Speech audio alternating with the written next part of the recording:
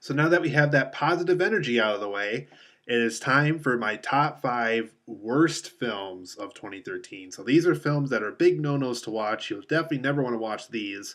Specifically, the film that's in my number one of this list. These top five films represent ultimate disgrace to the film industry. These films are just, they don't belong anywhere. They belong in a bottom of a dumpster, never to be viewed again. So, unlike my top 10 best films of the year, you guys, this top five list, weirdly enough, I only had five films I really could say that I really didn't like in this 2013. But these top five films I'm going to share with you today are truly bad movies. They're not good. These films, I can honestly say you'll never need to watch again, or you'll never need to even hunt down to watch them for a first time because these films are just really bad. They are the scum of the earth. They're bad movies. Don't watch these top five films I'm about to share with you. So, uh, to better inform you of films to avoid, here we go. At number five, we have After Earth by M. Night Shyamalan. This film, you guys, I remember in the theater, I'm just like, is it done yet? Really, Will Smith? There's not a single comedic line in this. This film just it felt like it took forever to tell. M Night Shyamalan just goes further down into the snake pit to the fact that he really don't give the man money. If you give him money, he'll make piece of crap movies like this. He has no talent left in him. Um, Sixth Sense and his Unbreakable days are long gone. Those two films definitely represented great filmmaking skills, but After Earth and Last Airbender and The Happening certainly did not. So After Earth is at number five. It's a very horrible film. Don't watch it.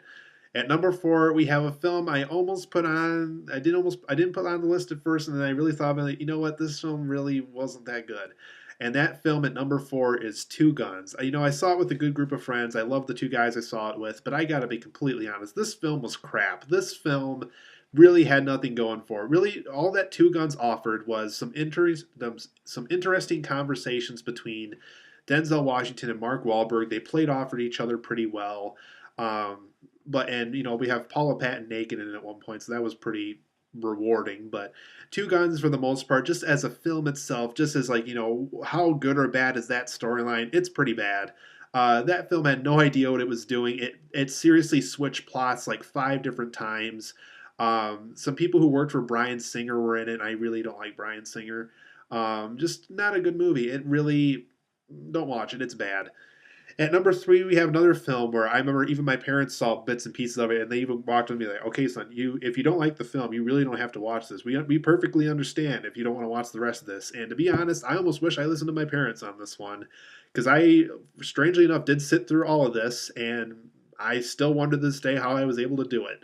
At number three, we have The To-Do List with Aubrey Plaza. This film is god awful. This film tries to be funny, it tries to be cool, it tries to be the next American Pie.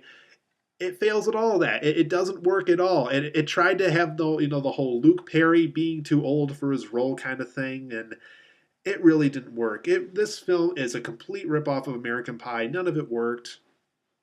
Not a good movie. Make sure you don't see The To-Do List. It's not on my to-do list to watch ever again. Not a good movie, so don't watch The To-Do List. At number two, we have A Good Day to Die Hard. This film is a disgrace. This film shows Bruce Willis just doesn't care anymore about his fans. He doesn't care about you. Leave him alone. He doesn't want to be in these movies anymore. He doesn't want to work anymore. He doesn't want to act anymore. He doesn't want to. I don't even know what the man wants anymore. This film just. John Moore sucks at directing. The movie was horribly directed. It's poorly written. The villain was chosen at the last minute. The other villain that wasn't chosen at the last minute was still bad. Jay Courtney, I don't even know what he was doing in this movie. He claimed to be John McClane's son, but I really didn't see that from this movie. He really didn't seem like John McClane's son. I wouldn't want him to be John McClane's son ever again. The action scenes are horrible. I couldn't even tell what was going on half the time in this movie. It's just this film is truly awful. Really, the only good thing about it was they kept some of the musical score from the first film. John McClane had like one or two good one-liners in it, but for the most part, guys, this film really sucked. This film came out around Valentine's Day in 2013, and it really sucked. It really has no reason to exist. So, A Good Day to Die Hard, aka Die Hard 5, a bad movie, made it in at number two. Then at my number one spot, this film might be a little unfair simply because I couldn't even watch it all the way through.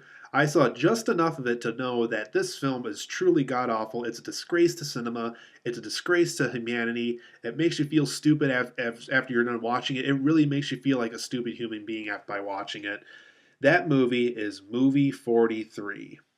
This film not only killed everybody involved with it, the film, the acting is horrendous, the skits are horrendous, the writing's horrendous, the directing's horrendous, the cinematography's horrendous, the editing's horrendous, the arranging of the skits are horrendous. Everything about this movie is horrendous. There's literally nothing good about movie 43. Really, the only good thing I can say about that movie is it has an ending.